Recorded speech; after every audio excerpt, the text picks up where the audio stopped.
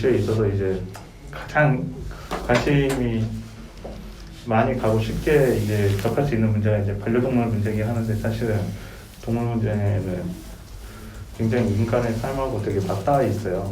예를 들어서 우리가 먹는 먹거리 했을 때 이제 사람들이 인지를 잘 하지를 못하는데, 우리 식탁에 올라와 있는 상당수의 상당 부분의 그런 의식들이 사실은 동물이었던 것들이거든요. 햄이 있을 수도 있고, 뭐 생선이 있을 수도 있고, 원래는 뭐 돼지였다, 혹은 소였다, 닭이었다, 물고기였다, 그런 동물들이 우리 식탁에 올라오기도 하고요.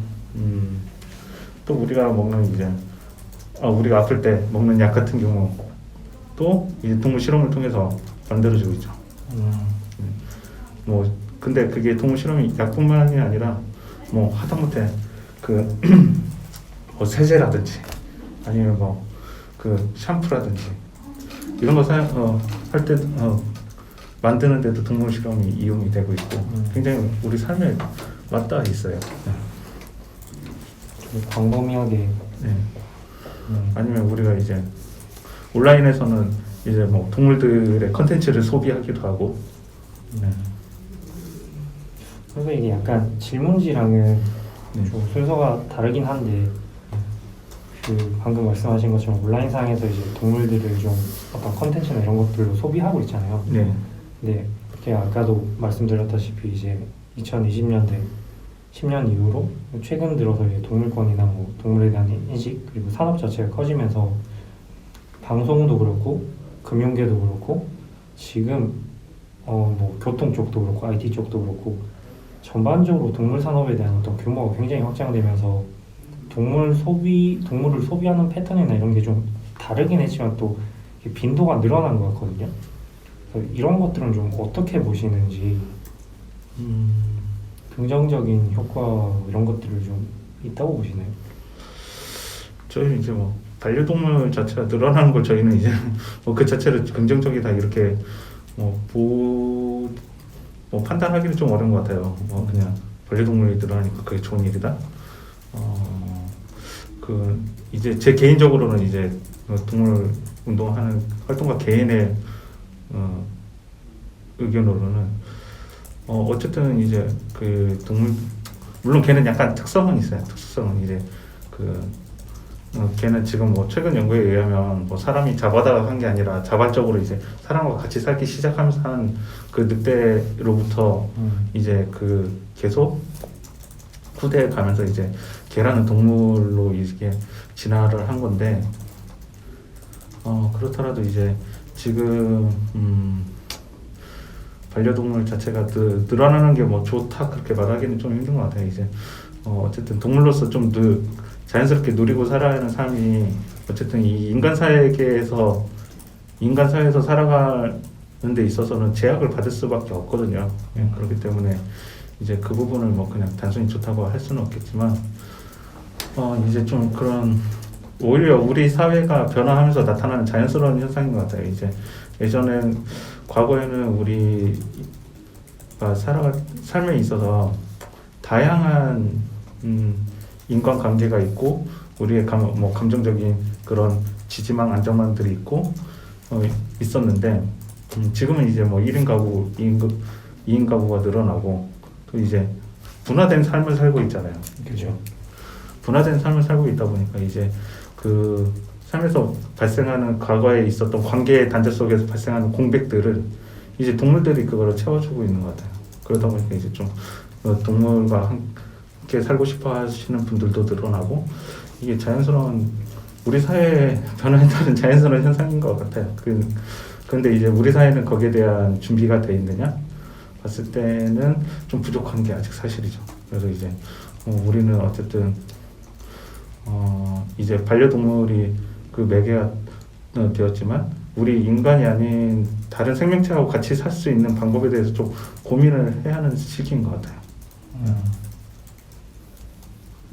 그러면 말씀해 주신 것에서 조금 더 연계해서 생각을 하면, 이게 아무래도 환경적으로 예전보다는 그 1인 가구들 그리고 사람들의 생활 자체가 물질적으로 좀 풍요해진 측면이 있잖아요. 그래서 반려동물이랑 같이 살 수 있는 어떤 물질적인 환경이나 그 어떤 재산상의 어떤 여건이나 이런 것들은 좀 확보가 된 것 같은데 어느 정도는. 근데 인식이나 이런 것들은 아직까지 많이 부족한 면이 있는 것 같더라고요. 그러니까 일부는 가장 좀 개선이 돼야 한다고 생각하는 부분 중에 하나는 이제 아직도 여전히 이제 반려인 중에서 이제 그 반려동물을 도구적 관점에서 접근하시는 분들이 있는 것 같아요. 그냥 내 즐거움을 위해서. 옛날에 이제 우리가 애완동물이라고 했었잖아요. 네. 애완동물에 했던 그 개념 자체도 내가 그냥 내가 이뻐하고 그냥 내가 나의 즐거움을 위해서 존재하는 즐거움을 위해서 존재하는 것들이었거든요. 반려동물이.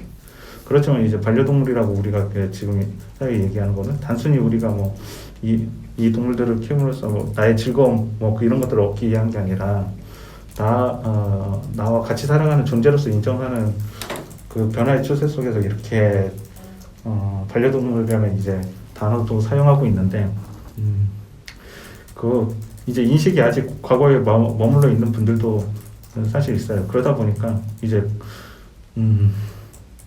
동물을 좀 적절한 환경을 갖춰서 키우고 해야 함에도 불구하고 그러지 않거나 아니면 뭐 심지어 학대를 하거나 아니면 그 키우는 데 있어서 좀 책임감 없이 키우거나 그래서 이제 그 본인 또 아니면 주변 또 나아가서는 그 동물 자체에게 좀 안 좋은 그런 뭐 현상들이 발생할 수 있게 키우시는 분들도 있고 그렇죠. 그러면 이제 개선되는 그 어떤 사회적 현상 대표적으로 아까 또 말씀하셨지만 지금 법무부에서 반려동물에 대한 어떤 그 지위 자체를 조금 이제 격상하겠다고 표현이 정확히 맞는지 모르지만 격상하겠다고 했잖아요. 근데 거기에 대해서 이제 논의하겠다 정도의 수준인 것 같던데. 아니 우선 법무부는 그 논의를 통해서 법안을 도출하고 이제 하반기쯤에 이제 입법 절차를 밟겠다는 입장이긴 해요. 거기에 대해서 구체적인 안이나 방향이나 이런 것들이 좀 나온 게 있을까요? 이제 거기에 대해서 이제 TF가 구성이 돼서 지금 아마 논의를 진행할 거고요. 근데 이제 외국의 사례들은 이미 있어요. 그래서 이제 우리나라는 동물보호법이라는 게 이제 동물보호법이 그 법안이 있는데 그 법령이 1991년에 만들어졌어요. 1991년에 만들어졌는데 이제 예를 들어서 오스트리아 같은 경우에는 1988년에 이미 그 민법에서 동물을 이제 물건하고 분리를 시켰어요. 구분을 했어요. 구분을 했고 그 다음에 1990년에 독일도 동물을 이제 물건과 구분져서 하고 구분 지으면서 이제 동물의 제3의 법적 지위를 이제 인정을 했거든요. 그리고 이제 뭐 민법뿐만 아니라 헌법에 이제 동물에 대한 보호의 의무, 국가의 책무, 의무를 이제 명시한 국가들도 상당히 있어요. 아까 말씀드렸던 이제 뭐 독일 같은 경우도 있고, 뭐 스위스, 뭐 여러 나라들에서 이제 헌법에 또 그 동물의 보호에 대한 책임들을 이렇게 명시를 하고 있죠. 이런 거 봤을 때 뭐 저희도 내용상으로는 크게 그 국가들과 다르지 않을 거라고 예상을 해요. 이제 뭐 동물은 물건이 아니다. 이렇게 이제 비물건화를 이제 선언을 하는 내용들이 들어가지 않을까 예상을 하고 있습니다. 그러면 이런 그 어떤 변화가 당장 반려동물의 범위 안에서는 적용하는데 크게 무리는 없을 거라고 보는데 지금 또 한편으로는 사회적인 좀 갈등을 이야기하고 있는 뭐 길고양이 문제라든가 뭐 말씀하셨던 유기묘, 뭐 유기견 이런 문제랑 또 이런 부분에서 또 어떤 갈등을 낳을 수도 있을 것 같아서 약간 주인과 그러니까 피해와 가해 뭐 보상과 뭐 이런 것들이 좀 관계가 명확한 그런 부분에 대해서는 어떤 법안이나 법령이 생겼을 때 그런 것들이 좀 어떻게 명확하게 해결될 수 있겠지만 지금도 되게 길고양이나 이런 유기견 이런 문제들은 좀 정확한 그 가해 피해 이런 관계를 어떤 규명하기가 힘들잖아요. 그래서 지금 이 법무부에서 이런 법안을 하반기에 어떻게 발의하고 뭐 마련해도 이런 문제에 대한 어떤 갈등은 계속될 것 같은데 어떻게 보세요? 우선은 이제 그 민법 개정이 당장 뭐 그냥 개정이 된다고 해서 뭐 학대가 줄 거다, 아니면 뭐 동물을 좀 그릇되게 이용하는 행태가 개선이 될 거다, 이렇게 기대하기는 사실은 힘들어요. 왜냐하면 이제 민법이라는 것 자체가 개인의 사인 간의 계약 관계를 규율하는 법이기 때문에 이제 그 자체로서 이제 뭐 그 학대를 막거나 그렇게 하는 거는 한계는 있긴 한데, 이거는 이제 동물법이라는 이 법 체계를 정비해 나가는 과정에서는 굉장히 중요한 이슈예요. 뭐냐면 이제 대부분 이제 헌법하고 민법을 어떻게 개정하느냐, 이게 굉장히 그 근간이 되는 건데, 결국에는 이제 동물을 이제 물건으로 본다고 우리 법 체계에서는 지금 보고 있는 거예요. 민법에서 그렇게 규율을 하고 함으로써.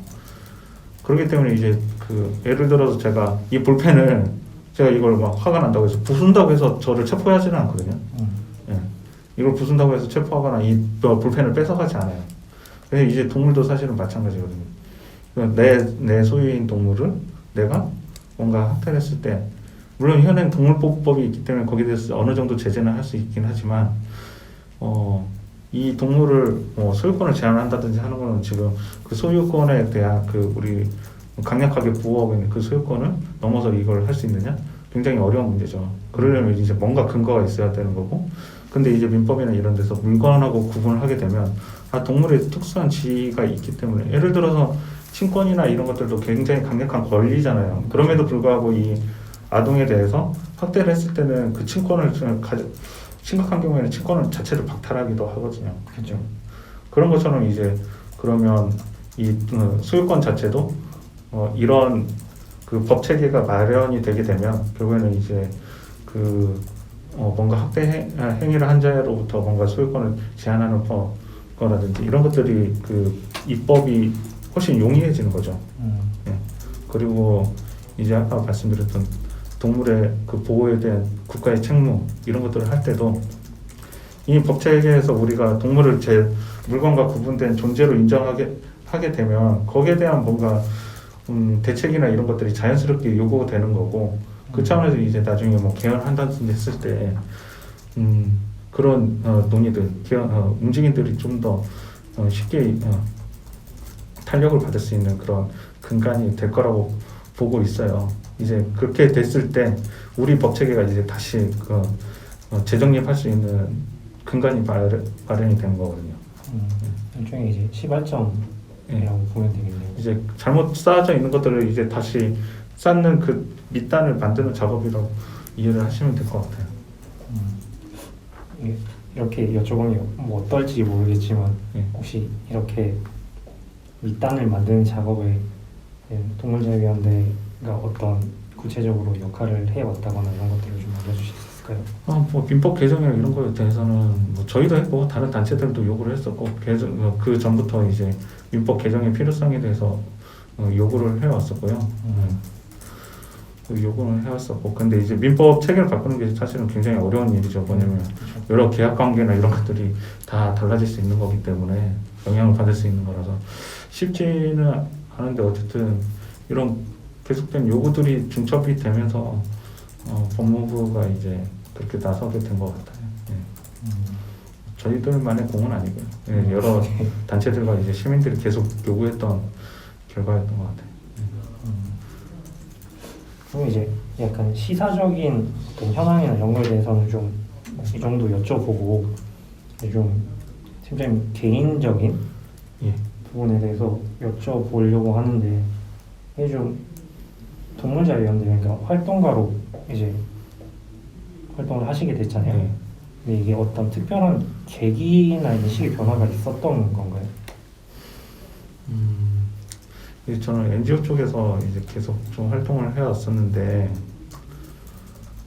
제가 처음 나는 앞으로 여기 동물 문제를 위해서 나는 좀 활동할까 이렇게 하지는 않았어요. 뭐 제가 계획을 세우거나 그러지 않았어요. 어떻게 보면 이제 굉장히 우연히 우연히 이제 이 단체를 접하게 됐고, 그러다 이제 주변에서 이제 여기에서 이 단체에서 사람을 찾고 있는데 한번 해보지 않을래라는 제안을 받게 됐었는데, 그때 들었던 생각이 그 전에 저는 좀 사람들이 서로 조화롭게 살 수 있는 세상이 됐으면 좋겠다는 생각을 하고 그런 활동들을 해왔었는데, 그러다 그 이야기를 듣는 순간 이 땅에 살고 있는 게 우리 사람만 있는 건 아닌데 사람과 사람이 아닌 이 생명체들이 같이 사는 세계를 만드는 것도 중요한 게 아닐까라는 생각이 들었어요. 그래서 사실 고민을 되게 많이 했었어요. 그때 고민을 많이. 왜냐하면 너무나 낯선 영역이었고, 제가 동물 문제는 정말 1도 몰랐거든요. 동물 이슈에 대해서는 정말 1도 몰라서 내가 할 수 있을까? 할 수 있을까라는 좀 고민을 되게 많이 하긴 했었는데, 필요하겠다라는 그런 생각들을 좀 굉장히 강하게 들더라고요. 그래서 좀 용기를 내서 옮기게 됐어요, 영역을. 네, 그때. 그럼 팀장님이 이제 이쪽에 몸을 담으신 지는 지금 몇 년 정도 되신 거예요? 지금 만으로 이제 4년이 좀 넘었죠.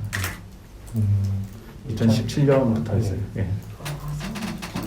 예? 엄청 오래된 줄 알았더니. 아니, 그렇게 오래됐어요. 오래됐죠. 예. 그러니까 보통 NGO 활동가들 평균 근속 연수가 2년이 채 안 돼요. 그거에 비하면 저는 2배 이상 하고 있어요, 여기서. 어떠세요? 한 4년 정도 되니까? 정말 여기 처음 들어오고 나서 이제 들었던 생각이, 우리가 진짜 우리 주변에 대해서 이렇게 무감각했구나. 이제 뭐 다 일반할 수는 없죠. 적어도 저 같은 경우에 내 삶도 주변에 굉장히 무감각했었구나라는 걸 좀 많이 느꼈어요. 아까 말씀드렸던 것처럼 정말 내 식탁에 올라오는 이 음식들, 내가 입는 옷, 내가 먹는 약, 내 주변에 있는 이런 것들에 대해서 이게 과연 어디에서 왔고 내게 오는 과정이 어땠는지에 대해서 생각해보지 못했었는데, 여기 오고 나니까 이제 몰랐던 부분들이 많이 보이더라고요. 그러면서 이제 우리 교리적으로 얘기하면 내가 진짜 그 배은의 삶을 살고 있었구나, 이제 그런 생각을 했었어요. 왜냐면 이제 대충내사님께서 이제 그 보은행을 하지 않는 것도 이제 배은인데, 그 자체를 은혜를 알지 못하는 것 자체도 배은이라고 말씀을 해주셨잖아요. 그러면 이제 저는 나를 위해서 얼마나 많은 생명들이 이렇게 희생되고 있는지를 생각을 못했었어요. 그래서 그 은혜 자체를 몰랐던 거죠, 사실은. 그 차원에서 봤을 때 그게 좀 스스로 좀 깨달음? 제가 못 보던 부분들을 보게 됐다는 것들이 컸어요. 예. 오히려 그러면 예전보다 생활이나 이런 것들이 좀 불편해지시진 않았어요? 왜냐면 무감각하게 지나치던 것들을 지금 이제 알게 됐으니까. 저희가 하는 활동 자체가 원래 불편하다고 해준 거예요. 예. 이제 불편함이 생겨야 결국에는 변화가 만들어지거든요. 예. 내가 여기에 대해서 마음의 불편함이 생겨야 돼. 행동이 변하고 내 생활이 변하고 그걸 통해서 사회가 변하는 거기 때문에, 그게 참 다행스러운 불편함이죠. 예.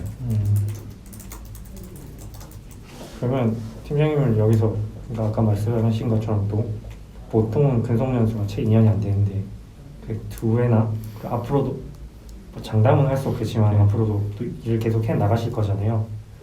뭐 하는 데까지는 하겠죠. 네. 사람 일은 모르는 거니까. 팀장님은 그렇게 이제 장기라고 하긴 그렇지만 어쨌든 여기서 계속 몸담게 하고 또 의미가 있게 하는 그 어떤 원동력이나 지속력 같은 게 뭔지 여쭤볼게요.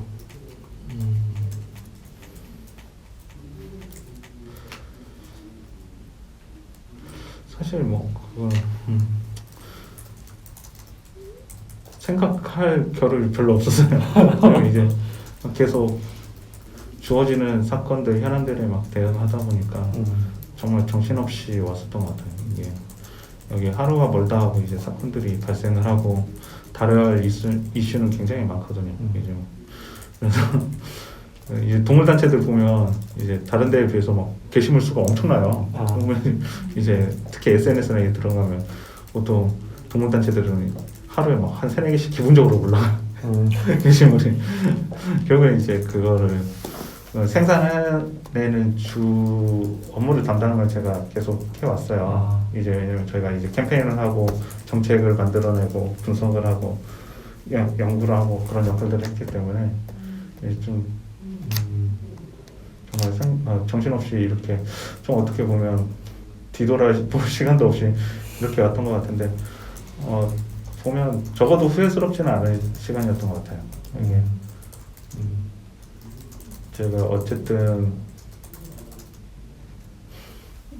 이러한 노력들이 상당히 많은 생명들의 삶을 바꾸는데 기여했다고 제 스스로 자부를 해요.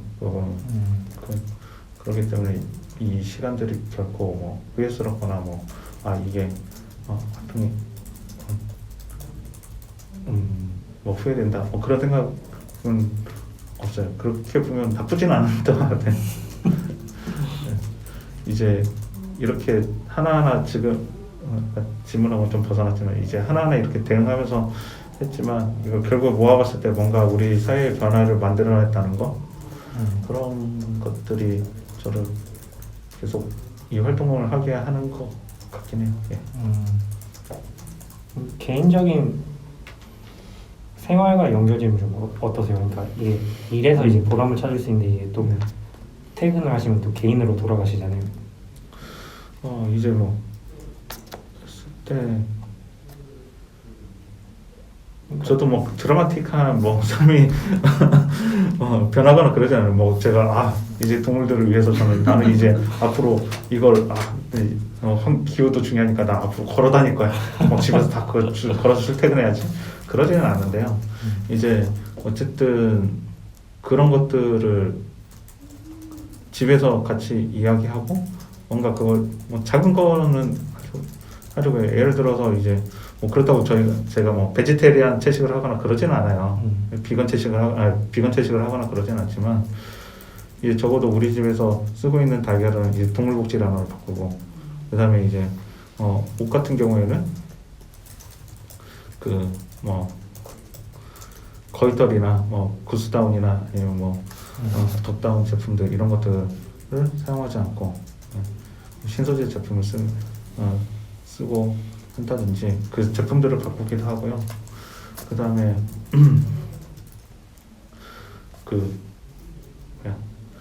중요한 거는 뭐 그렇다고 해서 이게 소비가 계속 되면 그게 결국에는 인간과 동물의 삶을 다 위협하기 때문에 불필요한 소비는 안 하려고 해요. 불필요한 소비는 이제 저는 제 개인적인 목표나 이런 것들을 설정을 해서 이제 옷 같은 경우에도 적어도 한 10년씩 근데 지금도 보니까 한 7-8년 이상 된 옷들이 되게 많더라고요. 한다든지 아무튼 그 불필요한 소비 줄이는 것 자체도 굉장히 중요하겠다는 결론을 이제 고민을 계속 했거든요. 왜냐면 이제 예를 들어서 그냥 채식을 하는 것도 굉장히 좋은데 그걸 모르고 하는 거는 잘못하면 이제 자기 만족에 그칠 수가 있을 것 같아요. 예를 들어서 이제 뭐 채식을 하면서 과일을 먹는데 두리안 같은 경우에는 그 호랑이들의 서식지를 파괴한다는 그런 비판을 계속 받고 있거든요. 그리고 아보카도 같은 경우에는 멕시코나 이런 남미에서는 아보카도 때문에 이제 깽단끼리 카르텔끼리 전쟁이 나기도 하고 이제 여러 그런 부작용들이나 이런 것들이 동반하는 것들이 있죠. 그리고 이제 저도 신소재 이 의료를 이용을 한다고 했는데 사실 신소재 같은 경우는 기본적으로는 플라스틱이에요. 그걸 사용하고 났을 때 그러면 이제 우리 플라스틱 배출의 문제라든지 이런 것들이 생기다 보니까 계속 고민을 하다 보니까 이걸 바꾸는 것도 뭐 나름 의미 있긴 한데 가장 중요한 거는 좀 불필요한 소비를 줄이는 게 가장 기본이 되지 않나라는 좀 결론에 도달했고 이제 그걸 실천하기 위해서 좀 개인적인 노력들을 하고 있어요. 그냥 목표라든지 이런 것들 좀 세우고 좀 해마다 조금씩이라도 내가 이거 쓰는 거는 좀 줄여가야겠다. 네. 이런 생각들 하고 있는데 뭐 그 가족들한테 다 강요할 수는 없고 네. 그래서 좀 제 삶도 뭐 겉에서 티나지는 않더라도 스스로 좀 바꾸려고 노력은 하고 있어요. 보통 이런 얘기를 이제 주변에 하시는 편이세요? 뭐 친구분들이라든가 아니면 가족들이라든가. 저는 참 운 좋게도 사실 이런 얘기를 어떻게 보면 굉장히 낯간지러울 수 있잖아요. 아, 네. 낯간지럽고 굉장히 우리가 일상적으로 하는 대화에서는 낯선 이야기일 수도 있는데 이제 저는 다행히 이제 주변에 좀 이런 이야기를 같이 할 수 있는 지인들 친구들이 있어서 이런 고민들을 좀 이야기를 그래도 하는 편이에요. 그래서 이제 그들하고 이제 이런 고민들을 이야기하면 제 스스로 이제 힘도 되고 이렇게 하는 게 내가 잘못된 판단은 아니구나. 나랑 같이 이런 생각을 하는 사람들이 있구나는 그런 약간 든든한 이런 것도 얻을 수 있고 덕분에 좀 하는데 도움이 되는 것 같아요. 이런 생활 바꿔나가는데. 그러면 이게 아까 그 팀장님께서 말씀하셨는데 여기서 주로 이제 컨텐츠 제작과 관련된 콘텐츠 제작은 아니고 이제 저희가 캠페인 활동이나 그 지난해까지는 이제 캠페인 활동이나 이런 것들 다 정책이랑 묶어서 제가 다 관리를 했었는데 지금 현재는 이제 정책 위주로 연구 조사하고 정책 위주로 제가 업무를 맡고 있어요. 그러면 그쪽 관련해서 이제 컨텐츠를 생산할 때 거기에 베이스가 되는 어떤 자료라든가 연구들을 맡고 계신다고 보면 되는 건가요? 그렇죠. 우리 단체 이제 활동할 때 있어서 좀 기본적인 리소스들을 생산해내는 곳이라고 보시면 돼요. 베이스가 되는. 네. 그러면 정책이 발표가 됐을 때 이 정책이 어떤 효과가 가질 건지 좀 문제점은 없는지 이런 걸 분석하기도 하고 그러면 그에 대한 대안을 제시하기도 하고 외국에서 이제 진행된 그 외국의 이제 정책 사례라든지 아니면 연구 사례라든지 이런 것들을 조사해서 이제 우리가 활용할 수 있는 부분이나 시사점 이런 것들을 저희가 정리하기도 하고 우리 사회에서 발생하는 이제 현상들을 우리가 분석하기도 하고요.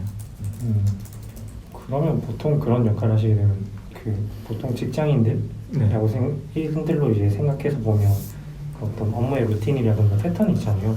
예.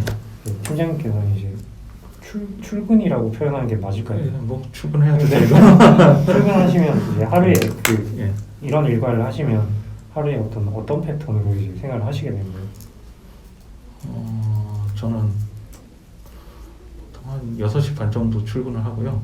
아침 오전에요? 예, 이제 좀 일찍 일어나요. 한 5시 반쯤 일어나서 한 6시 반쯤 출근해서 이제 좀 개인적으로 공부 조금 하고 그다음에 업무 준비하고 그렇게 해서 대신 5시에 칼같이 정시 퇴근해요. 무조건 정시 퇴근. 예. 예, 6시 반이 원래 8시에서 5시까지. 1시간 반 정도 먼저 나오신 거네요. 예, 그래서 뭐 제 개인적인 그런 공부하기도 하고요. 그다음에 이제 뭐 일이 아무래도 사실 8시간 안에 다 처리하기는 버거워요. 예, 그러다 보니까 이제 밀린 일들을 좀 압축적으로 사람이 없을 때 이제 아무래도 뭐 부족하긴 하지만 이제 부서장 역할을 하려면 계속해서 뭔가 이제 확인을 해주고 다 검토나 이런 과정들을 계속 작업들을 역할을 해야 하기 때문에 이제 저 혼자 이제 일할 수 있는 시간이 좀 필요하거든요. 그러기 위해서 좀 일찍 나와요. 괜찮으세요? 그렇게 지금 꽤 되셨을 거잖아요. 그런 일찍 자면 돼요. 한 10시에서 뭐 한 10시 반 정도 이 정도 일찍 자면 전혀 무리 없어요. 그러면 원래 들어오실 때부터 팀장에 예. 직함을 아니셨? 아니 팀장으로 들었어요. 아 그래요? 네. 그러면 그때 그 4년 전이랑 지금이랑 그 맡으신 업무나 역할에는 크게 변화가 없으신가요? 그때 뭐 제가 뭐 이것저것 다 맡고 있었는데 좀 이제 정리를 했어요. 저는 이제 뭐 교육도 맡고 뭐 그 캠페인 업무랑 이런 것들 다 중첩해서 맡았었는데 지금 현재는 이제 정책하고 연구조사 쪽으로 좀 그쪽으로 집중해서 역할을 하고 있어요. 예. 좀 규모가 커진 거예요? 4년 전보다? 원래는 부서가 다 있었는데 그 채용 계속 공석으로 있었는데 이제 조금 채우기도 했고 그러면서 역할들을 좀 정리를 했죠. 이거 약간 연관해서 이제 생각이 떠오른 건데 제가 오기 전에 그 동물연대 후원금 규모나 이런 내역을 공개하는 걸 보고 왔거든요. 네. 좀뭐 민감한 부분일 수도 있지만 그게 12월 작년 12월 정도 네. 보니까 5억 6천인가 5억 3천인가 그 정도 되더라고요. 네. 근데 이런 그 후원금 규모라든가 이런 건 과거에 비해서 좀 늘어난 편인가요? 많이 늘었죠. 네. 많이 늘었고 뭐 성장 속도도 빠르기도 하고. 근데 뭐 후원금 규모는 사실은 뭐 이제 영세한 단체에서 들으면 뭐 당연히 이제 화날 얘기겠지만 이제 그것만으로 다 활동을 다 할 수 있는 건 아니거든요. 오히려 후원금이 늘어나는 건 굉장히 사회적 책무를 우리가 더 많이 지는 거기 때문에 굉장히 무겁게 받아들여야 하는 부분인 것 같아요. 그래서 그만큼 이제 저희가 빠르게 후원 규모나 이런 게 늘었다는 거는 우리 사회에 이런 역할이 필요하다고 시민분들이 계속 공감을 해주신 거거든요. 그리고 공감을 해주시고 우리에게 그런 역할을 요구를 하는 사회적 요구이기 때문에 그거는 이제 뭐 단순히 우리가 뭐 그 후원금 늘었다 자랑할 일은 아니고요. 이제 우리가 이 사회에서 그만큼 해야 할 역할에 대해서 진지하게 고민하고 그것들을 스스로 더 열심히 성찰을 하면서 나가야 하는 오히려 책직이라고 저는 그걸 보고 있어요. 직접적으로 이제 후원금과 관련된 어떤 업무를 하시진 않는 거죠? 네, 그러진 않아요. 네. 왜냐면 제가 예전에 그 NGO들 네. 취재를 한 적이 있는데 정말 어려운 부분 중에 하나가 이 부분이라고 그렇죠. 하더라고요. 네. 이제 자연스럽게 이제 저희는 뭐 시민분들이 어쨌든 저희 역 활동에 계속 적극적인 지지를 해주셔서 뭐 재정적으로 어려움을 겪지 않고 그리고 이제 어쨌든 활동을 더 열심히 하니까 그런 역할들은 이제 그 부서들을 다 나눠서 그쪽에서 처리하도록 하고 있죠. 그러면 그런 컴플레인들은 없겠네요. 그 제가 일전에 그 아동구호단체라든가 이런 네. 곳에서 얘기를 들을 때는 거기는 이제 후원을 하면 왜 이렇게 어린이들이나 어려운 사람들한테 전액을 쓰지 않고 너희 활동비나 이런 식으로 쓰느냐라는 컴플레인들이 상당수 들어온다고 들었거든요. 거기에 대해서 네. 후원자들이 굉장히 좀 낯설어 한다고. 그게 이제 우리 시민사회 운동에 있어서 좀 극복해야 할 부분인 것 같아요. 네. 결국에는 우리도 뭐 우리 단체 같은 경우에도 그렇게 외부에서 비판을 하시는 분들이 있죠. 이제 우리 회원분들이야 당연히 우리 활동에 이제 지지를 하니까 이제 거기에 대해서 후원을 해주시는 거겠지만 그런 비판이 있긴 있는데 그거는 그거대로 이제 감내하고 당연히 이제 여러 목소리 여러 시각이 있을 수 있는 거 당연한 것 같아요. 그래서 이제 그리고 우리의 사회적 책무가 크기 때문에 그런 비판들은 겸허히 수용을 해야죠. 다만 이제 중요한 거는 그걸 무시하는 게 아니라 이제 사회적 요구가 있는데 그 얘기는 그러면 이제 동물들을 위해서 이걸 써달라는 거는 그만큼 동물들의 고통이 현존하고 있다는 거고 그럼 이제 우리는 판단은 좀 달라요. 이제 직접적인 이제 그 동물 예를 들어서 뭐 어디 다친 동물, 어디 버려진 동물, 학대당한 동물 물론 이제 우리가 일부 그런 기능들을 지금도 하고 있어요. 보호소가 있어서 저희 같은 경우에 있지만 그렇다고 이제 우리가 그것만 그것만 해야 하느냐? 그건 저희는 아니라고 보거든요. 뭐냐면 이제 사회적으로 결국엔 사회에 걸쳐 있는 그런 구조적인 문제나 이런 것들을 해결하지 않고는 그건 이제 밑빠진 독에 계속 물을 붓는 것과 같기 때문에 우리는 빠진 밑을 막는 작업들을 하는 게 우리의 역할이라고 생각을 하는 거예요. 그렇기 때문에 그걸 막기 위한 역할들을 우리가 충실하고 한다면 그런 비판을 겸허히 수용을 하되 우리가 뭐 부끄럽지 않게 활동하는 게 가장 중요한 것 같아요. 뭐 그런 비판은 저희도 존재를 합니다. 제가 왜 이걸 여쭤보게 됐냐면 예전에 그쪽에서도 어떤 팀 장급 위치에 있는 분의 얘기를 들었는데 이 부분이 굉장히 힘든 부분이라고 하시더라고요. 정말 후원자가 10,000명이 있으면 10,000명의 생각이 다 다른 식으로 이제 후원을 하는데 그 후원을 하는 이유가 다 다르다고. 오히려 저는 그 항의가 힘든 건 아니고요. 네. 아니, 물론 힘들 때도 있잖아요. 굉장히 강하게 힘들 때는 있지만 사실 그것보다는 우리가 직접 그걸 하는 게 제한이 있는 부분이 오히려 힘들어요. 실제 우리도 이제 그런 상황들 보면 당연히 이제 우리가 직접 구조를 하거나 이 현장에 나가서 그 동물들을 다 데려오거나 이렇게 하고 마음은 있는데 이제 문제는 어쨌든 우리도 규모가 뭐 국내에서는 가장 큰 단체 중에 하나라고 하지만 당연히 이제 공간의 제약이라든지 이런 것들이 있을 수밖에 없기 때문에 모든 걸 다 할 수는 없어요. 그렇죠. 그렇기 때문에 이제 그거를 우리가 좀 거절하거나 아니면 포기하거나 할 때 오히려 그 부분이 힘들지. 이제 그런 요구나 이런 것들은 오히려 활동가들 더 공감을 하는 편이에요. 그 상황을 더 안타까워하죠. 네. 그러면 방금 말씀하셨는데 동물 관련 단체들이 되게 많잖아요. 그 중에서도 이제 동물자유연대는 좀 규모가 큰 편이잖아요. 네. 많이 큰 편인데 동물자유연대 그 많은 어떤 단체들 중에서 동물자유연대만의 어떤 특성이라든가 색이 있을까요? 방향이라든가. 저희는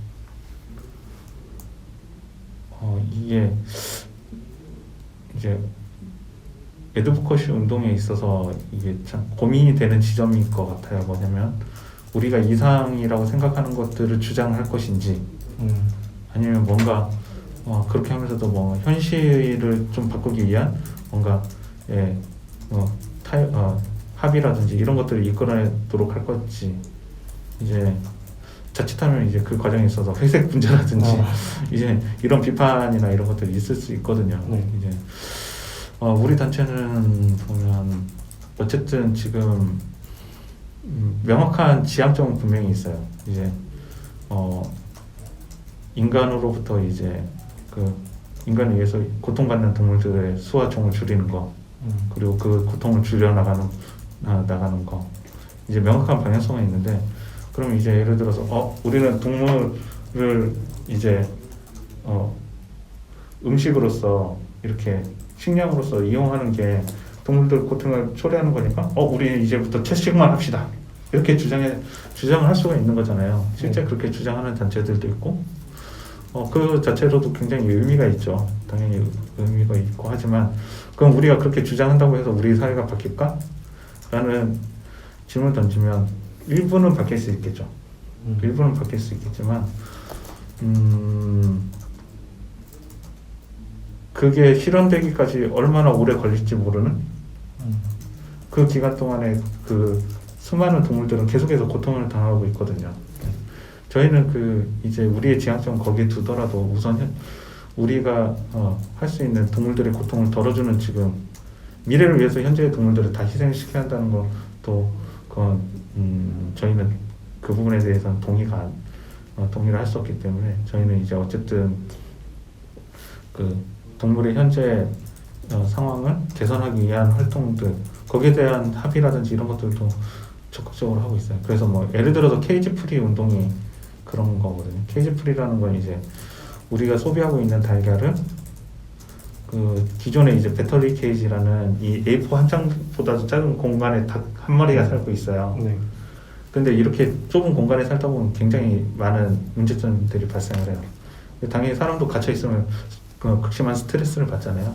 그러다 보니까 닭들이 그 안에서 이제 카니발리즘, 막 서로 쪼기도 하고, 또 약한 개체는 그 안에서 깔려 죽고, 굉장히 비참한 그 상황에서 살아가고 있는데, 그렇다면 이제 좀 동물복지, 그 배터리 케이지에서 갇혀 있는 환경이 아닌 좀 그나마 돌아다닐 수 있는 환경에서 키워지는 산란기가 낳은 닭들이 그 달걀을 이용하자. 이게 케이지 프리 운동이에요.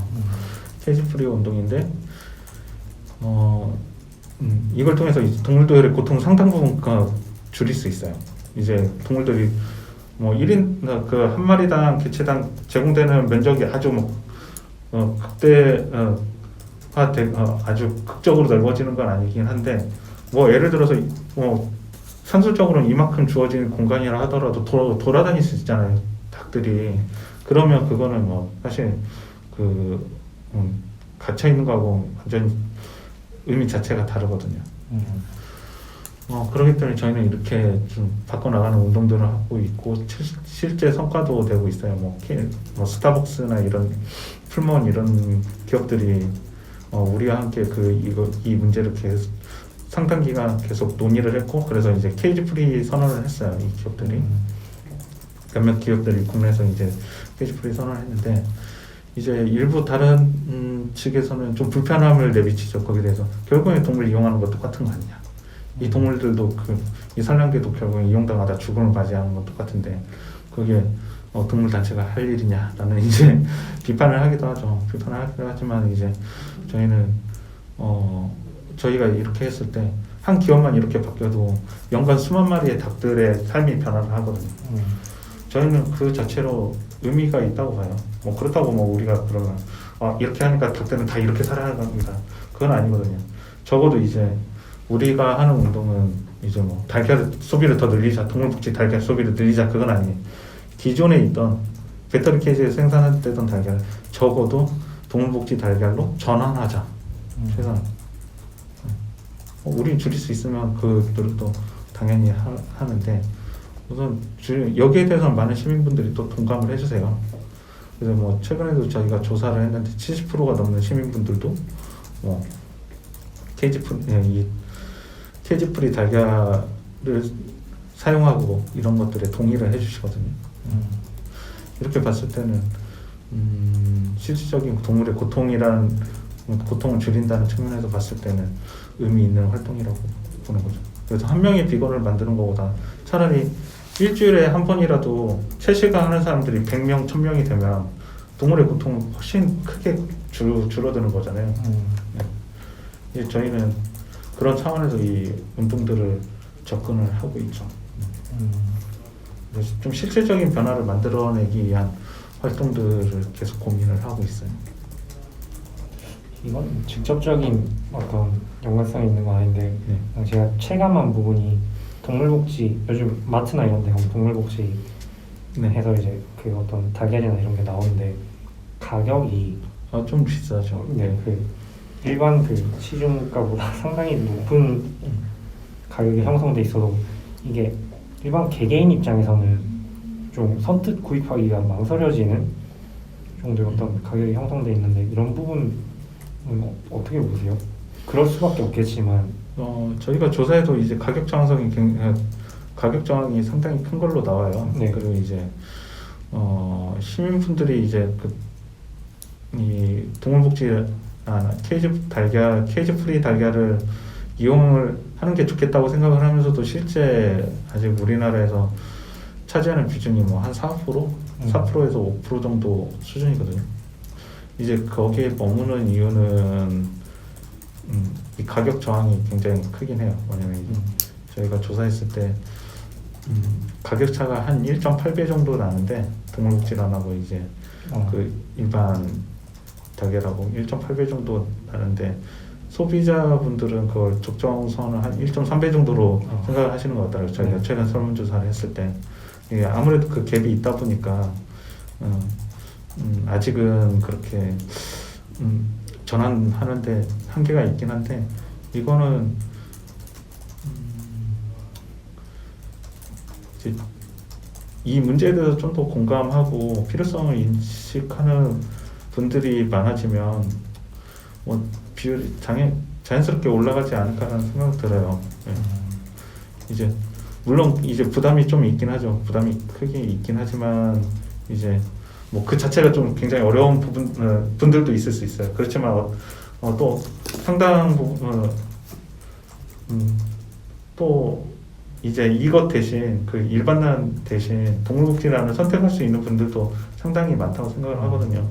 그 여지도 상당히 많이 있다고 생각을 하기 때문에 이런 인식이나 이런 것들이 변화한다면 자연스럽게 올라가지 않을까 생각을 하고 있습니다. 이제 가축이나 어떤 이런 부분보다는 좀 더 개인적인 반려동물 쪽으로 얘기를 돌려보면 팀장님께서는 개인적으로 뭐 반려동물을 아니요, 키우고 있지는 않아요. 과거에도 네. 그러니까 이제 동물 운동 쪽에서는 굉장히 특이한 케이스예요. 대부분 이제 반려동물이 있거나 이제 동물 키운 경험이 있어서 이 동물에 대한 그런 호감, 애정 이런 것들이 이제 높은 분들이 이 운동 하는데 많이 계시거든요. 거의 대부분이에요, 사실은. 이제 네. 거의 반려동물은 자연스럽게 그냥 뭐 당연하게 이제 반려동물이냐 이렇게 물어보는 분위기도 있긴 한데 저는 반려동물을 키워보지 않았고 또 키우지 않고 있고 앞으로도 키울 계획은 현재는 없어요. 이제 그거는 제가 한 생명을 책임져서 키우는 게 저는 개인적으로 그럴 자신이 별로 없어요. 한 생명을 정말 이 생명체로서 이제 존중하면서 키우려면 굉장히 많은 부분들을 제가 신경 쓰고 보장을 하고 그렇게 해야 하는데 아직은 제가 부족한 부분이 많아서 뭐 제가 반려동물을 키울 계획은 없습니다, 현재까지. 이건 좀 가벼운 질문인데 어떤 동물을 개인적으로 좀 더 선호하시나요? 어떤 동물이요? 대표적으로 이제 뭐 개과 뭐 고양이과 뭐 이런 얘기들을 많이 하던데 개인적으로 선호하는 건 종은 아니고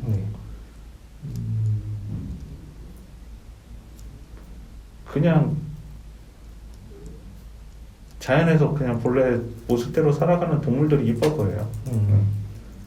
그냥 뭐 특별히 걔가 이쁘다 그런 건 아니고 이제 이런 면에서 제가 좀 약간 다른 그 활동가들하고 좀 차이가 있을 수 있는데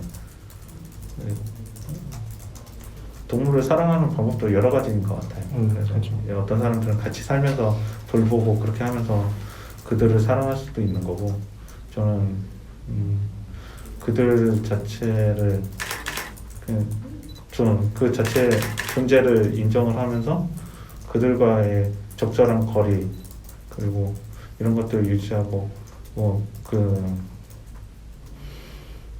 우리 인간들이 그들에게 가해질 수 있는 고통을 줄이고 막으면서 그들을 사랑하는 방법이라고 저는 생각을 해요.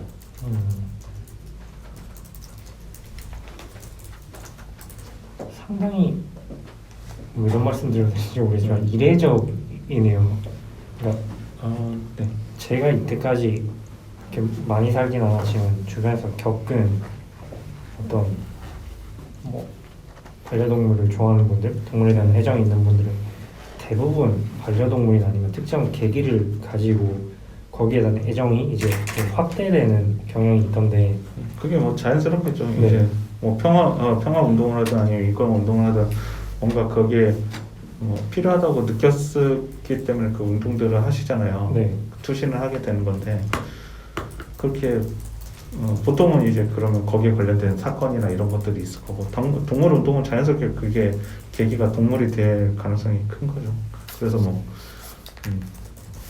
제가 옳다 이렇게 아니면 또 그렇다고 제가 틀리다 이렇게 말할 수 있는 문제의 영역은 아니고 그냥 경로가 좀 달랐던 것 같아요. 네.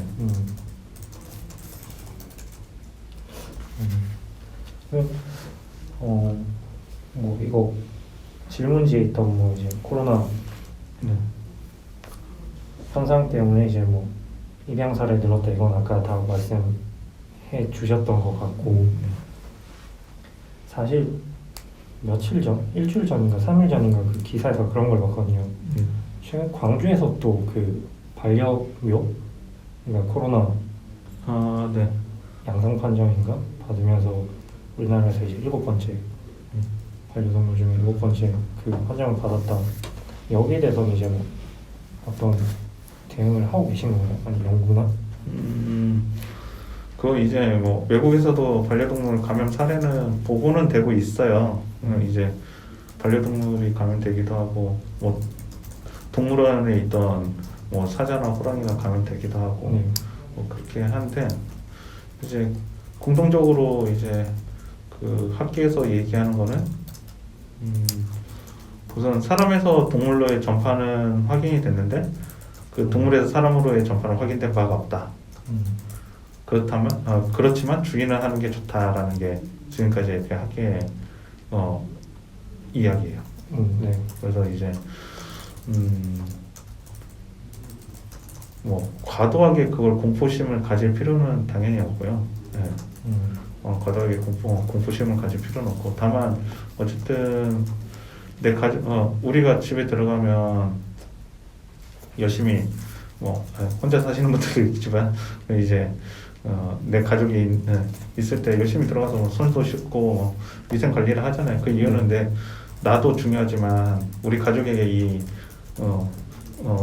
감염병이 전파되지 않도록 하기 위한 노력인 거잖아요. 그렇게 봤을 때 반려동물도 사실은 똑같아요. 뭐냐면 이제 너무 뭔가 내가 의심 증상이 있는데 막 반려동물 껴안고 막 뽀뽀를 한다든지 이런 것들은 그 자제해야 하는 행동인 거죠. 네. 그런 것들만 주의하고 한다면 뭐 우리가 그걸 아주 굉장히 공포스럽게 여기거나 그럴 일은 아닐 것 같아요. 현재 상황으로선 그래요. 이제 뭐 감염병마다 인수공통 감염병들이 꽤 있는데 모든 감염병이 그러지는 않지만 적어도 이제 코로나19 같은 경우에는 현재까지 뭐 동물에게서 사람으로 다시 재전파된 사례는 없기 때문에 뭐 그렇게 걱정은 안 해도 될 것 같습니다. 예, 주의만 한다면. 그건 아무래도 계속 그 관련 이슈 다루고 또 연구를 하신다고 하셨으니까 혹시나 이제 계속 팔로우하고 계신가 해서 여쭤봤어요. 예, 계속 보고 있죠. 왜냐면 제가 좀 특징적인 점이 그 동물들도 2주간 격리를 하라고 그렇게 나오더라고요. 네, 뭐 그건 혹시 모르기 때문에 네. 당연히 조심을 해야죠. 이건 우리 전 국민들이 지금 이걸 감염병에 맞서 싸우고 있는 거잖아요. 그렇기 때문에 당연히 조심을 해야 하는 거, 거기에 주의를 해야 하는 거기 때문에 뭐 그게 아주 뭐 과도한 조치라거나 그렇게 생각은 안 하고요.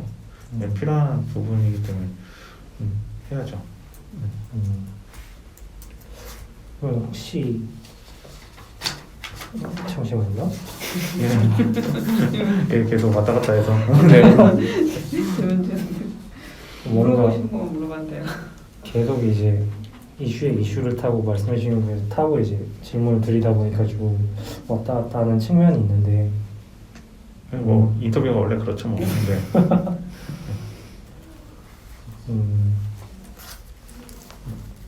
좀 궁금한 거 하나 네. 있어요. 네.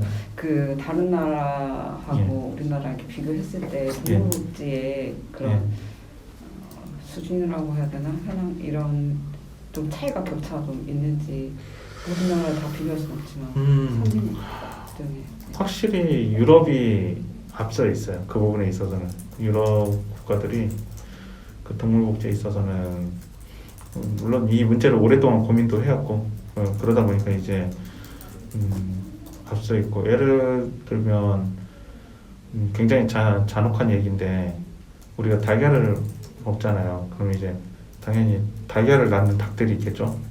사람개들 달걀을 낳는 건 당연히 암탉일 거고 그럼 이제 근데 암탉만 태어나는 건 아닌 거잖아요.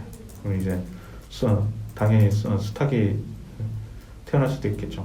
그러면 그 수평아리인 거죠. 태어났을 때는 수평아리들은 분쇄기에 그냥 걸려요. 태어나자마자 다 도태를 시켜요. 그게 연간 규모로 봤을 때 전 세계적으로 한 60억 마리 정도로 추정을 해요. 정확한 데이터도 없어요. 이 동물들이 이렇게 다 태어나자마자 그냥 바로 분쇄기에 걸려가지고 죽음을 당하는데 그 독일 같은 경우에는 이거를 이제 그렇게 도태를 못 시키도록 법을 바꿨어요. 그럼 그들은 어떻게 하느냐? 달걀을 이제 레이저를 쏴서 이 수컷인지 암컷인지를 구분을 하고 그다음에 이제 달걀 상태에서 이제 처리를 하는 거죠. 근데 이것도 지금 이제 배가 형성되고 이제 신경이나 이런 것들이 한 과정에서 해야 한다는 비판, 오히려 지금 또 그런 비판까지 있어서 그거를 이제 산란일로부터 2주 이내 그걸 판별해서 할 수 있도록 하는 방향으로 지금 그걸 또 계속 고민을 하고 있어요. 굉장히 우리랑은 좀 많이 차이가 나요. 그리고 이제 돼지 같은 경우에도 이제 스테이지나 이런 것들은 새끼 때 다 거세를 해요. 이제 웅치 때문에 웅치가 스쿼트 같은 경우에 거세하지 않으면 이제 웅치가 있어서 이제 상품성이 떨어진다는 이유로 이제 거세를 하고 하는데 이제 우리는 이거를 그냥 마취를 해서 거세를 해야 하느냐 이제 그걸 논의하고 있어요. 지금은 그냥 마취 이런 거 없이 그냥 다 거세를 하고 있는데 그럼 우리는 이거 마취해서 해야 하는 거 아니냐 이런 논의를 하고 있는데 독일이나 이런 데는 지금 아예 그냥 거세 자체를 금지하는 이런 내용들을 다루고 있고 좀 격차가 있죠. 예. 그리고 유럽 같은 경우에 이제 일부 남아 있긴 하지만 어쨌든 지금 배터리 케이지 사육 EU에서는 배터리 사육 배터리 사육 자체를 금지를 했고요. 그래서 독일은 아예 그냥 케이지 사육을 금지를 하고 그런 식으로 이제 격차들이 좀 있어요. 그렇지만 이제 우리나라는 좀 빠르게 변화를 하고 있어요. 과거에 비해서는. 동물보호법만 하더라도 지난 20대 국회에서 100건 가까이가 개정안이 발의가 됐어요. 물론 처리된 거는 그렇게 많지는 않지만 다른 법률들에 비해서는 굉장히 발의 자체가 개정안 발의가 많이 되고 있어요. 그만큼 이제 관심이 많아지고 하니까 이런 개정 노력, 관련법 개정 노력이라든지 이런 것들이 되고 있고 그래서 지난해 이제 정부에서 나가서 이제 돼지들은 이제 스톨 사육이라고 해서 암돼지들을 이제 임신해서 낳는 새끼를 낳고 이 기간 동안 진짜 꼼짝도 못하게 이제 철장에 이렇게 딱 가둬놓고 그렇게 생활하게 해요. 움직이지도 못하게. 그렇게 하는데 이제 스톨 사육을 향후 10년 내에 이제 금지하겠다는 그런 하도록 하는 내용들도 나왔고 변화는 계속되고 있어요. 변화는 되고 있고 빠른 속도로 변하고 있지만 여전히 격차가 있고 꽤 크게 남아 있는 거는 현실이고요. 이건 이제 기자님이 질문을 못할 것 같아서 제가 그냥 하나 질문만 할게요. 평소에도 이렇게 교리 공부를 하면서 사회 공동선에 대해서 많이 고민을 해왔었고 또 어떻게 보면 그런 고민들이 동물자유연대랑 만나져서 이쪽에서 이제 활동을 하게 됐을 것 같아요. 네, 그래서 일을 하시면서 그런 정신? 대종사님 정신이 어떻게 구체적으로 사회에 어떤 발언을 할 때 나오진 않지만 개인 중심의 이렇게 마음의 중심을 잡는 데 있어서 도움이 되는지 좀 궁금하네요. 예, 좀 부끄럽게도 사실 제가 이거 대종사님 정신에 입각해서 이 운동을 해야겠다 이렇게 선택을 하지는 않았었어요. 근데 이제 오히려 여기 일을 하면서 그 말씀이 맞구나라는 생각은 하게 돼요. 뭐냐면 이제 이 동물복지 쪽에서는 얘기하는 게 이제 원 헬스 원 웰페어 개념이라는 걸 이야기를 해요. 결국엔 이제 동물의 그런 건강이나 복지가 사람의 건강과 복지와 연결되어 있다는 거. 이제 어떻게 보면 이제 우리 대종사님께서 말씀하셨던 것도 계속 인과 연이 이어지고 하면서 우리 사회, 우리 우주를 변화시키고 있는 거잖아요. 그 말씀인 것 같아요. 결국에는 우리가 인간의 그 좁은 시각에서 우리 욕심에 따라서 했을 때 그 결과가 우리한테 더 돌아온다는 대종사님 말씀하셨던 인과응보 이치인 거잖아요. 이게 결국에는 학자들도 그렇게 이야기를 하고 있는 거거든요. 그리고 이제 이 운동은 결국엔 이제 그러면 우리가 이 사람 외의 다른 생명체들하고 어떻게 같이 좀 조화롭게 살 수 있는가에 대한 이야기고, 이거는 결국엔 이제 등포근에 대한 천지연에 대한 이야기일 수 있는 거죠. 그래서 이런 운동을 하면서 그 말씀이 맞는 이야기였고, 굳이 우리가 뭐 교리적으로 이거를 하지 않는다 하더라도 우리 세상은 그렇게 돌아가고 있었구나, 그 말씀대로 돌아가고 있었구나라는 걸 확인하고 있는 것 같아요, 이 운동을 통해서. 저희 질문 여기까지였습니다. 네. 혹시 이건 이제 인터뷰랑 그게 관련이 없는데 개인적으로 이제 뵙게 되면 한 번쯤 여쭤보고 싶었던 내용인데, 그 돌고래 쪽이나 이런 쪽 해양 쪽 동물 복지나 이런 것도 좀 다루시는 거예요? 하고 있죠. 그 제돌이 방류 아시아에서는 우리가 최초였어요. 그때 그 제돌이 방류 운동을 한 게 우리 단체였어요. 그래서 이제 총 7마리의 돌고래가 지금 바다로 돌아가고요. 그다음에 지금 국내에서 이제 그 돌고래에는 지금 수입 제한이 돼 있어요. 현재는 수입을 이제 잔인한 방식으로 포획되거나 했던 그런 개체들을 수입하지 못하도록 금지하는 수입 제한 조치가 지금 돼 있고, 그다음에 이제 그걸 이제 저희도 계속 요구를 해서 이끌어냈죠. 그리고 이제 남은 이제 돌고래들이 한 40마리 정도 남아 있는데 지금 38마리인가? 네. 이게 계속 죽고 하니까 숫자가 좀 헷갈리네. 이 돌고래들을 어쨌든 이제 바다 혹은 자연과 유사한 환경으로 돌려보내기 위해서 이제 그 바다 쉼터에 관련된 이야기도, 저희가 바다 생추어리 이야기도 지금 계속 다른 시민 단체들과 연대해서 이야기를 하고 있어요. 왜 여쭤봤냐면 제가 작년인가 재작년에 보기에는 우리나라 그 돌고래 수입해서 이제 다른 나라로 수출하는 그 어떤 약간 통관 국가라고 해야 되나? 세탁 국가처럼 돌고래 국적 세탁을 저희가 예전에 했었죠. 왜냐면 이제 외국에서도 이런 일본 다이지나 이런 데서 굉장히 잔인한 방식으로 포획이 돼요. 네. 영화를 봤어요. 네. 그러다 보니까 이제 외국에서 금지를 하니까 그러면 이제 국적 세탁을 이제 우리나라 거쳐가지고 제3국에 보내는 걸 했었는데, 뭐 요즘은 그러지는 않고요. 과거에는 이제 저희가 국적 세탁하는 그런 악역을 했었죠. 그래서 마찬가지로 재작년인데 원래 방류해야 되는데 방류하지 못한 그 돌고래 중에 한 마리가 원래 서식지가 그 타이지 쪽이라서 안 했다는 얘기를 들었거든요. 그 서울대공원에 있던 태지인데, 그 태지라는 돌고래가 지금 우리나라 연안에 살고 있는 제주도 연안에 서식하고 있는 돌고래들은 남방 큰 돌고래예요. 남방 큰 돌고래인데, 이제 태지 같은 경우에는 일본 다이지에서 들어왔고, 그쪽에 이제 서식하는 돌고래들은 이제 큰 돌고래. 그러다 보니까 이제 종이 다르니까 그런 제주도에 풀어놨을 때는 이제 그 혼종이라든지 이런 우려가 있어서 제주도 인근에는 풀어놓지는 못하고, 그 다음에 그렇다고 이제 돌고래들은 이제 그 무리를 지어서 살거든요. 그렇다면 그 돌고래를 이제 뭐 동해 어른들 그냥 풀어놓을 수도 없는 거고. 그렇다고 이제 일본 다이지에 풀 수 있냐? 그럼 이제 거기는 아직도 이제 사냥을 하고 포획을 하고 있는 곳이기 때문에 좀 어려운 거고. 그러다 보니까 이제 결국에는 이제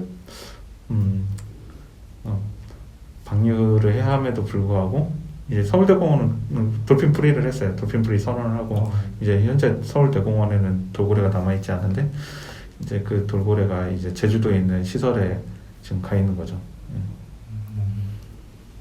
제가 타이지 관련 다큐를 보면서 굉장히 좀 인상 깊게 봤거든요. 그래서 그 얘기가 이제 우리나라 태지 얘기도 나오고 해서 지금 어떻게 되고 있나 그런 것들을 좀 여쭤보고 싶었어요. 아무래도 중심에 계시는 분이니까. 지금 이제 뭐 벨로가도 사실은 상황은 비슷해요. 이제 벨로가 같은 경우에는 여러 가지 좀 어려움이 있는데 벨로가 이제 우리 인근 바다는 수온이 좀 안 맞아요. 벨로가는 이제 추운 지방에 사는 종이라서 그래서 수온이 안 맞아서 여기에 그냥 자연 방류하기도 어렵고 그렇다고 이제 러시아에 다시 방류하는 것도 지금 좀 난감한 일이라 어려움을 겪고 있죠. 그러면 마지막으로 이제 뭐 하시고 계신 일이라든가 아니면 뭐 저희 뭐 원불교 교도들이나 교도님들이나 아니면 뭐 교무님들이나 대외적으로 좀 하시고 싶은 남기고 싶은 이게 제일 어렵던데. 글쎄요. 뭐라고 말씀드리죠? 사실 네. 이게 질문이긴 한데 모든 부분에서 사실 네. 원불교가 좀 갇혀 있잖아요. 사회와 접점이 많이 네. 없는 게 사실이에요. 그래서 아마 이런 교도님처럼 동물복지계 쪽에 일하는 사람이 혹시 있나요? 공동 교도 중이요? 네, 제가 알기로는 없어요. 없잖아요. 네. 그러니까 이제는 우리 안에 교리에 갇혀 있지 말고 좀 사회 문제에도 좀 관심을 가지고 그런 데서 활동하는 청년들이 좀 많이 좀 나와줘야 되지 않을까. 그러려면 그런 청년들이 들어올 수도 있지만 그런 청년들을 만날 수 있는 우리의 적극적인 제스처 이런 것도 필요할 것 같아요. 근데 그런 부분에서 좀 조언해주고 싶은 말 있으시나요? 제가 막상 여기 단체에 들어와서 활동하다 보니까 이런 사회를 변화시키는 운동이 꼭 단체할 필요는 없거든요. 그리고 이미 우리 사회는 많이 변했고 지금 보면 이 운동 영역에서도 개인 활동가들 굉장히 뭐라고 표현할까요? 그 조직화되지 않은 조직? 굉장히 느슨한 연대의 조직들이 많아요. 개인들이 모인. 그들이 또 굉장한 역할들을 하고 있어요. 그 기존 단체들이 하지 못했던 그런 메시지들을 사회에 전달하기도 하고 굉장히 빠르게 움직이기도 하고 그런데 제가 와서 이 동물 이슈나 이런 것들은 원불교에서 충분히 관심을 가질 만한 내용이고 우리도 충분히 이야기할 수 있는 교리적 근거도 있고 필요성도 있고 할 수 있을 거라고 생각이 되는데 굳이 이거를 막 굉장히 어렵게 접근할 필요는 없을 것 같아요. 이거를 그래 우리도 하니까 원불교 동물복지연대 이렇게 뭐 단체를 만들거나 그렇게 할 필요는 없을 것 같아요. 다만 여기에 이제 좀 뜻이 있는 이들이 있다면 그들이 목소리를 낼 수 있게 공간을 내어주거나 아니면 우리 교단 내에서 뭔가 작은 변화를 좀 실천을 해도 충분히 그들이 모여들 거거든요. 예를 들어서 이제 우리 총부 식단에 식당의 식단을 변화를 시킨다든지 아니면 뭔가 작은 캠페인을 좀 교단 차원에서 해본다든지 이런 것만 하더라도 여기에 관심 있는 청년들은 또 그걸 적극적으로 찾아보거든요. 그리고 동참하려고 하고 그렇다면 이제 굳이 꼭 우리 안에 사람들 우리의 자원만 가지고 다 할 필요도 없는 것 같아요. 요즘의 사회운동, 시민운동이라는 거는 그냥 원불교는 그냥 플랫폼만 되어주면 되는 거죠. 이제 우리 교단은 우리가 가지고 있는 가치나 이런 것들을 기반으로 한 플랫폼을 만들어주면 그 안에서 이제 뭐 교도들이 될 수도 있고 또는 여기에 관심 있는 시민들이 자연스럽게 모여들어서 활동할 수 있는 터전이 될 수 있을 것 같아요. 그리고 충분히 우리가 매력적인 내용들을 가지고 있고 그들이 공감할 수 있는 이런 내용들을 좀 고민하고 만들어낸다면 사회를 바꿔내가면 실질적으로 바꿔내면서 우리 원불교의 그런 외연적 확장에도 기여할 수 있는 그런 활동들이 될 것 같아요. 우리가 잘해야 되는데 사회교류 연구반도 잘 못하고 사회교류 연구반 활동을 다 활성화 시켜야 되는데. 네. 아, 네, 그렇게 말씀하시죠. 저도 책임이 있는 거.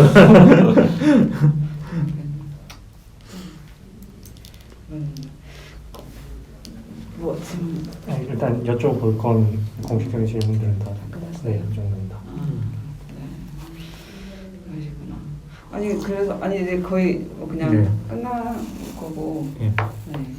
예, 4년 동안 근무하면서 가장 뭐 이렇게 한 일 중에 뭐 정책을 추진한 것 중에서라도 좋고 아니면 4년 동안 우리 사회에 가장 이렇게 동물복지에 관해서 가장 좀 눈에 띄게 변화했다는 그런 내용이 혹시 있어요? 뭐 한두 가지가 아니죠. 그래서 아니 말씀하실 때 뭐가 있었을까? 왜냐면 제가 예. 나는 이 기자님이 이렇게 관심이 있는지 몰랐는데 저도 좀 너무 많이 몰랐구나라는 생각이 들 정도로. 우선은 저희가 제가 이걸 담당하면서 국내 기업들 중에 케이지 프리 선언한 기업들을 1호로 끌어냈고요. 이제 그래서 공식적으로 풀무원이 국내 기업에서는 처음으로 케이지 프리 선언을 했어요. 케이지 프리 선언했고 그다음에 이제 뭐 스타벅스의 케이지 프리도 제가 직접 실무를 제가 총괄을 했었거든요. 총괄을 해서 스타벅스도 한 5, 6개월 정도는 걸린 것 같아요. 협상하고 한 것만 계속해서 이제 내용 주고받고 협의하고. 분석을 해야 되는 거죠? 예? 분석을 해야 되는 거. 예, 스타벅스 코리아라. 예. 그래요.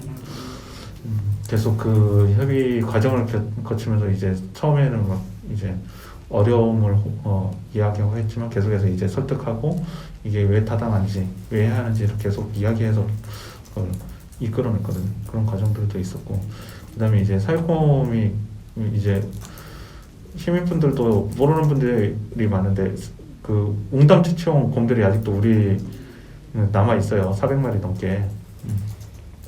그 곰들이 지금 사실상 거의 요즘 웅담 수요가 거의 없잖아요. 없다 보니까 거의 농장에 방치되어 있거든요.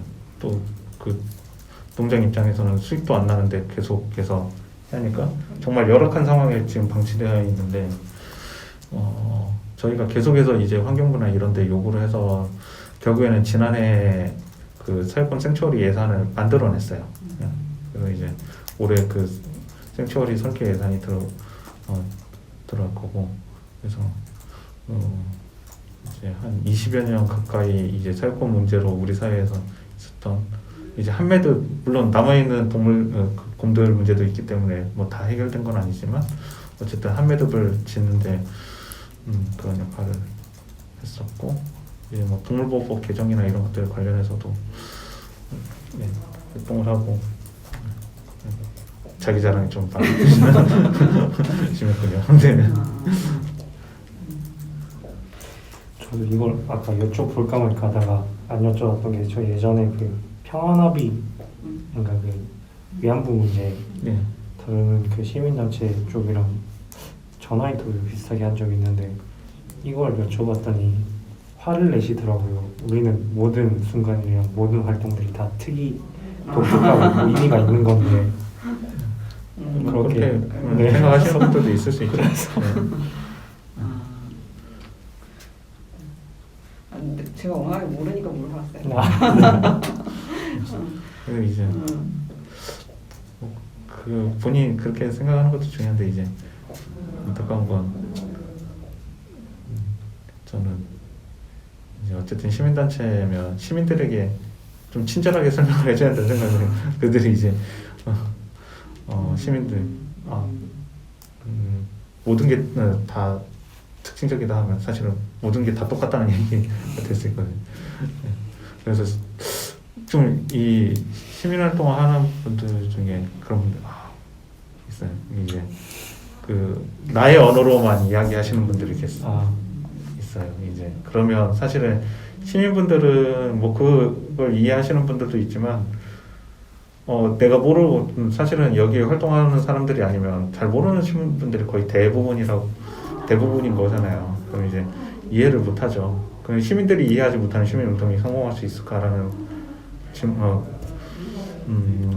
자문을 해본다면 당연히 이제 시민운동을 하는 활동가들은 시민들의 눈높이에 맞춰서 시민들의 언어로 그들에게 계속 이 내용들을 전달을 해야 한다고 저는 봐요. 이제 그런 부분을 봤을 때 이제 좀 시민운동 활동가들도 그런 것들을 좀 적극적으로 했으면 좋겠어요. 이게 어떻게 보면 이제 마케팅일 수도 있고 그렇긴 하지만 시민들의 공감 없이는 시민운동은 성공할 수 없기 때문에. 한편 이해는 되긴 해요. 그러니까 오늘 그쵸. 여유가 네. 없었고 삶이 그렇게 외쳤는데 시민들이 너무 무관심하다 생각할 수도 있고 이해는 하긴 하는데 그렇더라도 이제 그거잖아요. 뭐냐면 이제 내 자기 만족을 위해서 이걸 하는 건 아닌 거잖아요. 굉장히 활동가의 삶이라는 게 평탄치는 않거든요. 그래서 그렇지만 그 평탄치 않은 삶을 선택한 거는 내가 그냥 이 활동 자체를 하기 위한 게 그 자체가 목적은 아닌 거잖아요. 뭔가 본인이 그 활동을 통해서 변화시키고 싶은 게 있으니까 했을 거라고 보거든요. 적어도 저는 그랬고 그렇게 봤을 때는 그 목적에 맞게 우리 활동이 이루어져야 하지 않을까라는 그런 생각은 계속해요. 그래서 이제 계속 활동가들의 제가 저랑 같이 일하는 활동가들에게는 그런 내용들을 항상 이야기를 하거든요. 예. 이제 하다 보면 정말 험한 꾼들을 많이 봐요. 여기에서는 이제 뭐 개농장 이런 데 가면 아니면 번식장에 가면 개들 막 사체들 뒹굴어 다니고 막 구더기 끓고 있고 막 그래요. 현장에 가면. 그리고 이제 뭐 농장 같은 데 가면 똑같아요. 농장도 사실은 말이 농장이지 거기 가면 진짜 꼼짝도 못하는 환경이 그냥 막 갇혀 있고 우리가 생각하는 그런 닭의 모습이 아니에요. 네. 그렇게 살아가고 있어요. 그럼 이제 당연히 이제 적개심이 일어날 수 있거든요. 찾아간다고 하면 별로 안 좋아요. 그래서 몰래 가기도 하고 그렇게 하는데, 예. 그럼 이제 우리가 그들하고 싸울 거냐? 물론 이제 그 불법 행위나 이런 것들은 다 이제 단호하게 대처를 해야죠. 단호하게 대처를 해야지만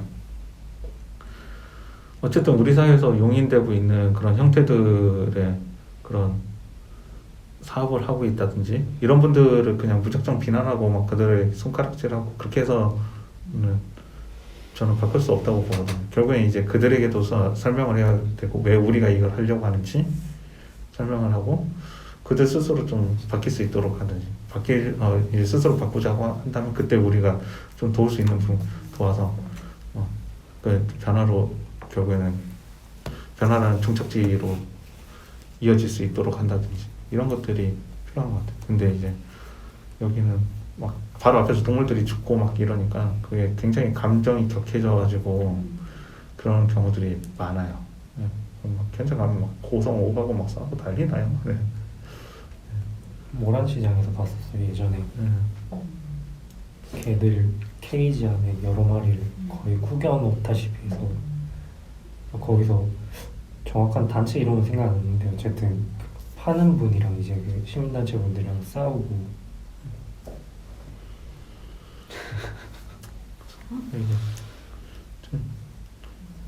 이제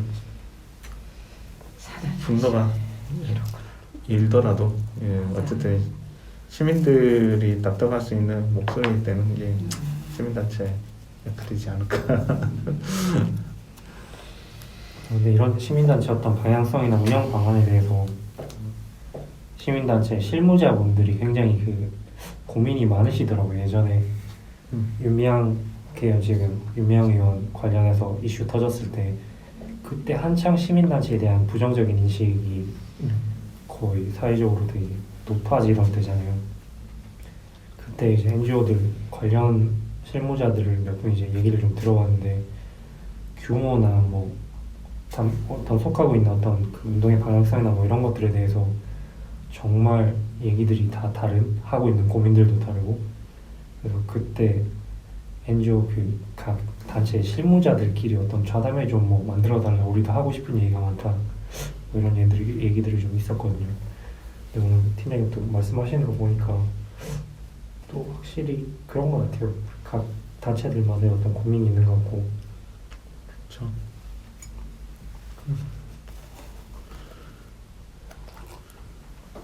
그때 뭐 시민단체들은 어쨌든 시민들이 그렇게 불신하는 거는 어쨌든 일정 부분은 단체들 책임이죠. 그동안 이제 그런 행정이나 이런 것들이 불투명했던 부분들도 있고 그런 게 있기 때문에 이제 시민들의 신뢰를 받지 못하는 부분들은 뭐 그렇다고 이제 아니 그렇게 정말 투명하게 운영한 단체들도 있고 뭐 억울할 수는 있긴 하겠지만 이제 시민 사회가 좀 자성해야 하는 부분도 분명히 있죠.